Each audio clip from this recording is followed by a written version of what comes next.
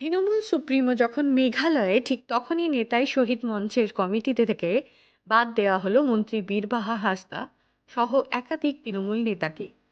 রাজ্যে পালাবদলের সময় লালগড়ের নেতাইয়ের ভূমিকা অনস্বীকার্য।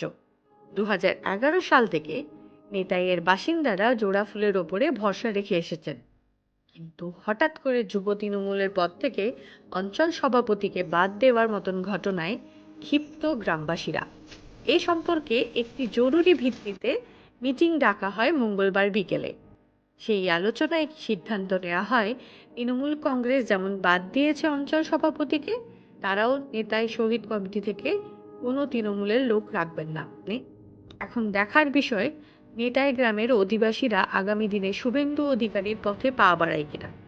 অপরদিকে তৃণমূল কংগ্রেস কি পদক্ষেপ নেয় তার দিকেও নজর থাকবে আমাদের।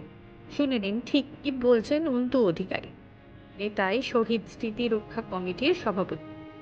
একটা মিটিং এমন হয়েছে, আজকের মিটিং যেটা হয়েছে সেটা আপনাকে কি বলবো যে আমরা আর কোনো সহযোগিতাই আমাদের যখন করেনি তখন আমরা কেন করবো, এইরকম ধরনের একটা মিটিং হয়েছে।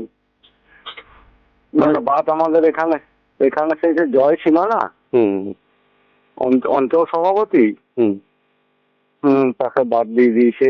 আর ওই দেখাশোনা করেছিল। আজকে আপনাকে বলি যে নেতাই যারা ছিল, পরিষ্কার কথা, যেদিন পঞ্চায়েত ইলেকশনের সময় সবাই বসে গেছিল, ওরা ভেবেছিল, নেতাই লোক ভেবেছিল শুভেন্দুকে বরাবর আসতো, আপদে বিপদে ও থাকতো, তখন রানিং ম্যাচ ছিলেন।